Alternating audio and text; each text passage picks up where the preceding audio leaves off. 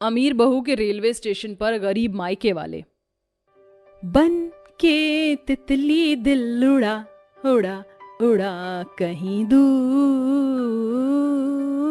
छल के खुशबू से जुड़ा जुड़ा जुड़ा है कहीं दूर। मध्यम वर्ग की भावना गुनगुनाते हुए कपड़े सुखा रही थी। तभी सामने के रोड से जाता हुआ कार में बैठा साहिल उसकी ओर देखता ही रह जाता है और सडनली कार के ब्रेक मारता है।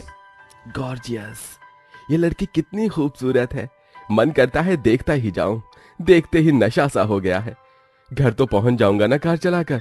भावना गुनगुनाते हुए नाचती रही थी। ये देखकर साहिल और बावरा हो जाता है। तभी उसकी गाड़ी के पीछे लोग हॉर्न मारने लगते हैं और वो फटाफट से गाड़ी चलाकर अपने घर पहुंच जाता है। साहिल एक अमीर घर का इकलौता बेटा था जो भावना को देखकर अपनी सुध-बुध खो बैठा था। वो कोई भी काम करता या उसकी माँ सावित्री उसे काम करने को कहती तो वो कुछ सुनता ही नहीं था। फिर अपने बेड पर लेटे लेटे मुस्कुराने लग गया। तभी सावित्री आकर कहती है, साहिल बेटा, ये क्या हो गया है तुझे? मेरी बात सुन रहा है ना तू? देख रही हूँ कल से तू आया है तो बदला बदला सा लग रहा है। माँ, आपको क्या बताऊं, मेरा किसी काम में मन नहीं लग रहा है। आंख बंद करता हूं तो उसकी प्यारी सी मुस्कुराहट मेरे सामने आ जाती है। अब तो मुझे कुछ सुनाई भी नहीं देता, बस उसकी गुनगुनाने की आवाज सुनाई देती है कानों में। तू पागल हो गया है क्या? कैसी बहकी बहकी बातें कर रहा है? कोई लड़की वड़की का चक्कर है क्या? अरे उससे क्या पूछ रही हो, मैं बता देता हूँ। किसी लड़की को देखकर तुम्हारा बेटा बावरा हो गया है। मैं तो कहता हूँ कि इसके लिए कोई जल्दी से लड़की देख लो और शादी कर दो ताकि इस लड़की का भूत उतर जाए। बिल्कुल सही पकड़े हैं आप। नहीं माँ, मैं उस लड़की के अलावा किसी से शादी नहीं करूंगा। मुझे बस उस लड़की से ही शादी करनी है, वरना मैं जिंदगी भर कुंवारा रहूंगा। तू पागल हो गया है क्या बेटा? हाँ माँ, हो गया हूँ। मैं बस उससे ही शादी करूंगा। कैसे शादी करेगा? उस लड़की का नाम तक तो तुझे पता नहीं है। पर मुझे एड्रेस पता है, आप वहां जाकर उस लड़की का रिश्ता मांगिए। ठीक है। कुछ दिन बाद साहिल अपने माता पिता को उस लड़की का घर दिखा देता है। फिर राजेश और सावित्री भावना के माता पिता से उनकी बेटी का रिश्ता मांगते हैं। आप सच कह रहे हैं? आप इतने बड़े घर से हमारी बेटी भावना के लिए रिश्ता लेकर आए हैं? हाँ बिल्कुल, हमारा बेटा आपकी लड़की को पसंद करता है और उससे ही शादी करेगा।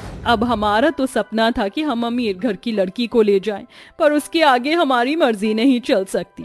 इसलिए हम आपसे कह रहे हैं, हम आपकी बेटी से शादी करवाने के लिए तैयार हैं, पर आपको मोटा दहेज देना पड़ेगा। क्या दहेज? आप थोड़ा रहम कीजिए। हम जैसे मध्यम वर्ग के लोग जितना कर पाएंगे उतना जरूर कर सकते हैं। देखिए, आपकी बेटी को हम बहुत प्यार से रखेंगे।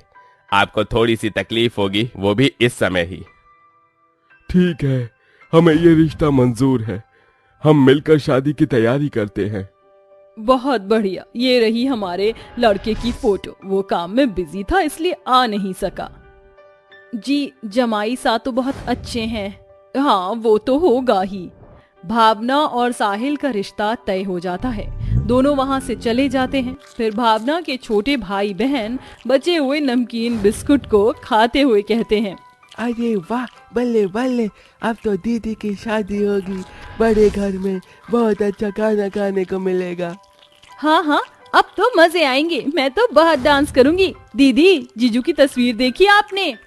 निकिता भावना को साहिल की तस्वीर दिखाकर चिढ़ाती है, जिससे वो शर्मा जाती है। पर तीनों भाई बहन ये नहीं जानते थे कि उनके माता पिता को शादी के लिए दहेज देना पड़ रहा है। एक तरफ शादी की तैयारी चल रही थी तो वहीं कावेरी और अशोक ने अपनी बेटी की शादी के लिए घर के कागज को गिरवी रखवा दिया था। अजी, हमारा ये फैसला ठीक तो होगा ना? कावेरी, अपनी बेटी भावना इतने बड़े अमीर ससुराल में जा रही है। अगर हमें उसकी खुशियों के लिए अपना घर भी दांव पर लगाना पड़े तो क्या बुरा है। मेरे बाजू में अभी भी इतना बल है कि निकिता और अमर को पाल लूंगा। आप सही कहते हैं। देखिए, ये पूरे 15 लाख हैं। अगर आपने 6 महीने के भीतर पैसे जमा नहीं कराए तो इसका खामियाजा आप अच्छे से जानते हैं। जी, आप फिक्र मत कीजिए, हो जाएगा। फिर कावेरी और अशोक उन पैसों को अमीर समधी को दहेज के तौर पर दे देते हैं। कुछ पैसों से वो दोनों अपनी बेटी की धूमधाम से साहिल के साथ शादी करवा देते हैं, जहां ससुराल में सावित्री अपनी बहू का बड़े प्यार से वेलकम करती है, उसके ऊपर फूल बरसाती है। आओ आओ बहू, घर में तुम्हारा स्वागत है। आज से इस घर की सारी जिम्मेदारी तुम्हारी है। वैसे मेरी बहू है बड़ी सुंदर। जी माँ जी।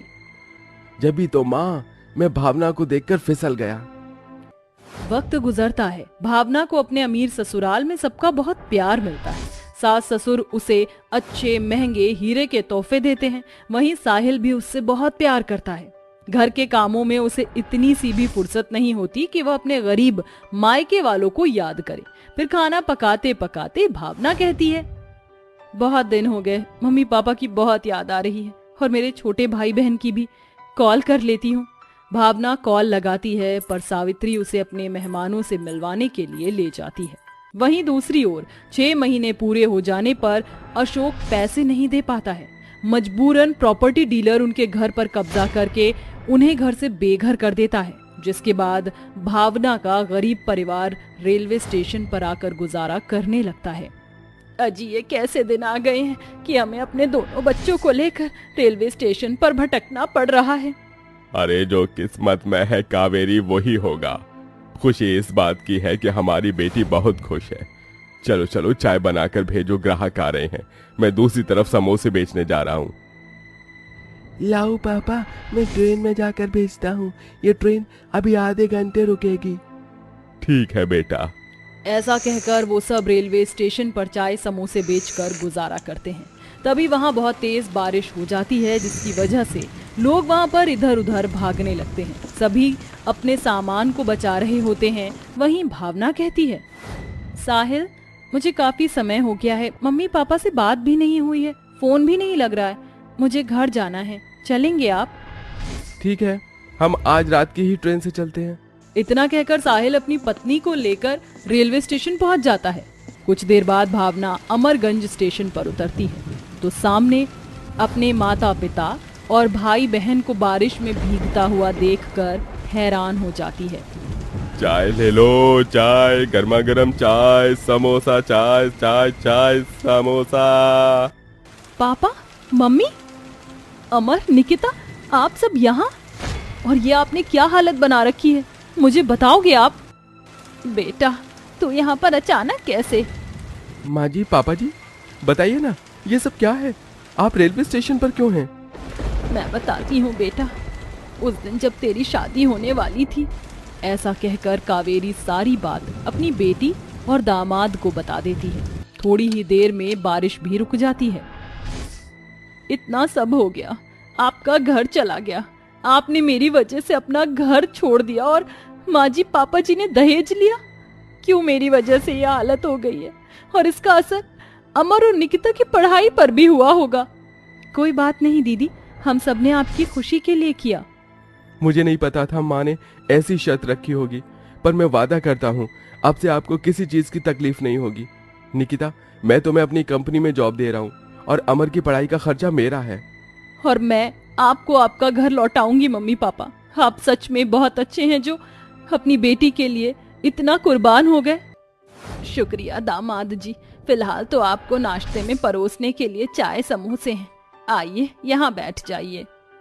फिर अशोक अपने गमछे से सीट साफ करता है और कावेरी अपने बेटी और दामाद को चाय नाश्ता परोसते हैं। कुछ दिनों बाद भावना उनको एक नया घर देती है, जहाँ उसके भाई बहन माता पिता खुशी खुशी रहते हैं और दोनों बहन भाई बड़े होकर अपनी जिम्मेदारी संभालते हैं।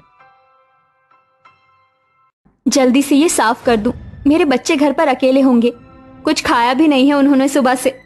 पार्वती मालकिन मोना के घर पर नौकरानी का काम करती थी। वो फटाफट बर्तन साफ करके घर जाना चाहती थी। फिर मालकिन उसे नूडल्स बनाने को कहती है। वो नूडल्स बनाकर उसके पास ले जाती है। इतने में उसके पैरों के नीचे एक टॉय आ जाता है, जिससे वो फिसल कर गिर जाती है और मालकिन मोना का हाथ जल जाता है। साथ ही उसका फेवरेट फ्लावर पॉट भी टूट जाता है। इतना नुकसान देखकर मोना को गुस्सा आता है। अरे राम, मर गई मैं, जला दिया मुझे, करम जली कहीं की। Sorry madam. माफ कीजिए, मैं बर्फ लेकर आती हूँ।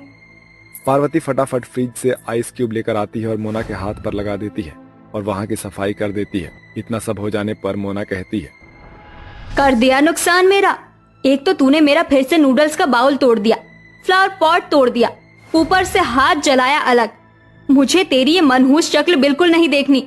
चली जा यहाँ से, और तुझे तेरे बचे हुए पैसे भी नहीं मिलेंगे अब। मालकिन, मालकिन ऐसा मत कीजिए, मैं आपके आगे हाथ जोड़ती हूँ।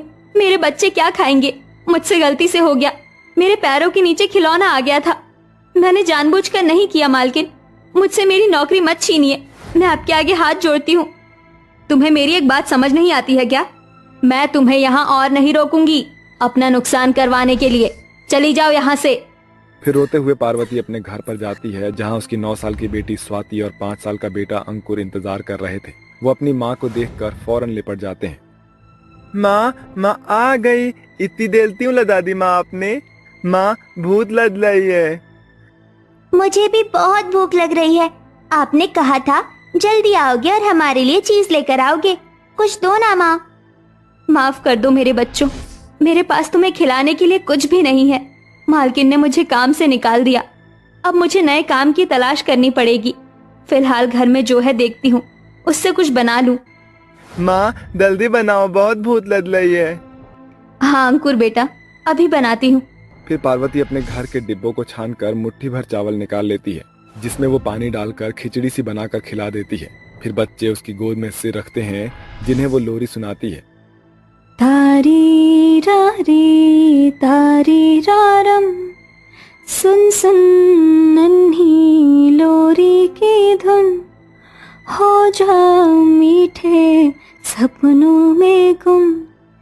तू मेरा सूरज है, तू मेरा चंदा है, तू मेरी आंखों का तारा, सुन सुन। माँ, क्या पापा अब कभी नहीं आएंगे? नहीं बेटा, अब तुम्हें उन्हें याद करने की कोई जरूरत नहीं है। मैं ही तुम्हारी माँ हूँ, मैं ही तुम्हारे पापा हूँ। तुम्हारे पिता को कोई और जीवन साथी मिल गई है, अब वो हमारी जिंदगी में कभी वापस नहीं लौटेंगे। पार्वती का पति उसे धोखा देकर चला गया था। ऐसे में अब वो अकेले संघर्ष करके अपने दोनों बच्चों का पेट पाल रही थी। 2-4 दिन बीत जाते हैं, उसे कोई काम नहीं मिलता है। जैसे तैसे वो राशन थोड़ा उधार लेकर अपने बच्चों का पेट पालती है। फिर एक सुबह कहती है, बच्चों, मैं काम ढूंढने जा रही हूँ, तुम दोनों अपना यहाँ ख्याल रखना, ठीक है? और अपने छोटे भाई को स्वाति बाहर मत जाने देना। ठीक है माँ। पार्वती घर से बाहर कदम रखने वाली होती है, इतने में एक बूढ़ी अम्मा उसके चौखट पर आकर कहती है, ए बिटिया, 4 दिन से मैंने कुछ नहीं खाया, कुछ खाने को दे दो, भगवान तुम्हारा भला करेगा। बुढ़िया माई, मेरे पास तो वैसे भी खाने के लिए कुछ नहीं है। यहाँ पर सूखी रोटी रखी है, अगर आप वो खाना चाहती हैं तो आपका स्वागत है। कोई बात नहीं बेटा, तू मुझे वही दे दे, मेरे लिए वो भी बहुत है। ठीक है बुढ़िया माई। फिर पार्वती बुढ़िया माई को जैसे तैसे सूखी रोटी और पानी पिला देती है। शुक्रिया बेटिया, तुमने एक भूखे को खाना खिलाया है। जाने से पहले मैं तुम्हें ये छोटा सा मेहंदी का पौधा देना चाहती हूँ। ये कोई ऐसा वैसा पौधा नहीं है, जादुई मेहंदी का पौधा है। इसको जब तुम अपने आंगन में लगाकर पानी दोगी तो तुम्हारे पास इतने सारे मेहंदी के पौधे हो जाएंगे, जिसे लगाते ही तुम्हें चमत्कार दिखने लगेगा। आप ये क्या कह रही हैं? भला ऐसा कैसे हो सकता है? बेटा ऐसा ही है, विश्वास करना तुम पर है। अब मैं चलती हूँ। इतना कहकर बुढ़िया माई चली जाती है। पार्वती के पास विश्वास करने के अलावा कुछ और रास्ता भी नहीं था, इसलिए वो उस मेहंदी के जादुई पौधे को अपने घर के आंगन में लगा देती है और पानी डालती है। अगली सुबह जब वो देखती है तो उसके आंगन में मेहंदी के पौधे थे, जिन्हें देखकर वो आश्चर्यचकित थी। अगर मुझे इसका जादू देखना है तो इस मेहंदी के पौधे को पीसकर मेहंदी लगानी होगी। पार्वती मेहंदी के पत्तों को पीसकर सबसे पहले अपनी काली बेटी स्वाति को मेहंदी लगाती है, जिसे लगाते ही वो गोरी हो जाती है। अरे वाह, लगता है वो बुढ़िया माँ इसी जादू के बारे में बात कर रही थी। वाह माँ, अब तो मैं गोरी हो गई, अब सब मेरे दोस्त बन जाएंगे। मैं आपकी भी लगा दूं?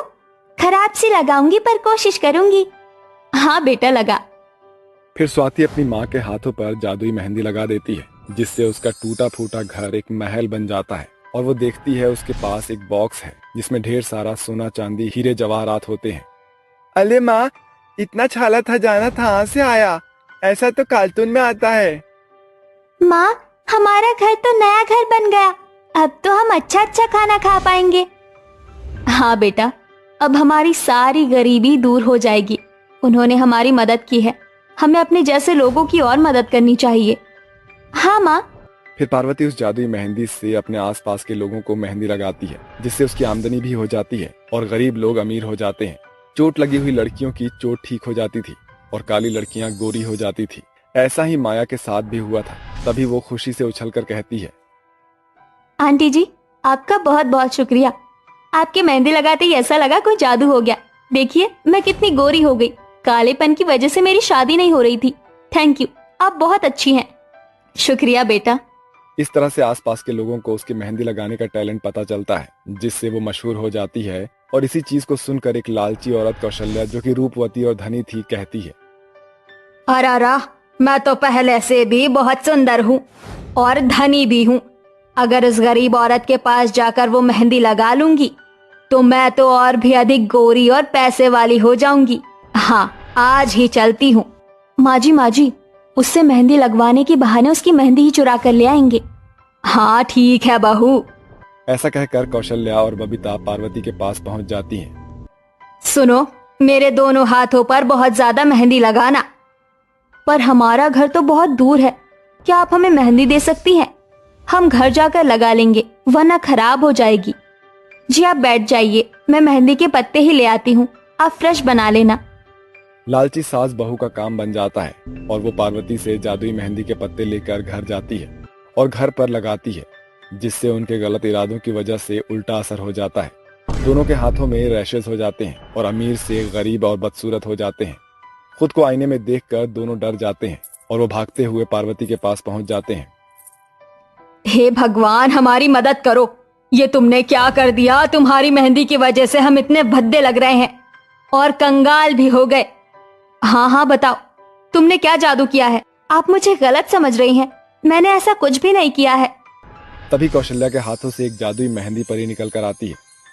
इसमें तुम्हारा कोई दोष नहीं है पार्वती।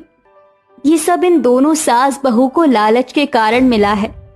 अधिक सुंदर और अमीर होने के लिए ये तुम्हारे पास मेहंदी लगवाने आई थी, फिर उन्होंने तुमसे मेहंदी ही ले ली, इसलिए लालच का परिणाम तो मिलना ही था। वो तो याद होगा, ज्यादा लालच करना बुरी बला होती है। परी बहन बिल्कुल ठीक कहती हैं। देखो परी, हमें माफ कर दो, हमें अपना सबक मिल चुका है। भगवान जो देते हैं उसमें ही खुश रहना चाहिए। हमें पहले जैसा कर दो। हाँ, हमें पहले जैसा कर दो, वरना हम दोनों के पति हमें पहचान नहीं पाएंगे। नहीं, ये तुम दोनों की गलती की सजा है। मैं तुम्हें पहले जैसा नहीं करूंगी। फिर पार्वती जादुई परी से कहती है और उसके कहने पर जादुई परी उन्हें पहले जैसा कर देती है। इस तरह से दोनों सास बहू को अपने लालच का सबक मिल जाता है और पार्वती पहले की तरह गरीब लोगों की जादुई मेहंदी लगाकर उनके जीवन को बेहतर कर देती है, जिससे उसे दुआएं मिलती है और वो खुशी खुशी रहने लगती है।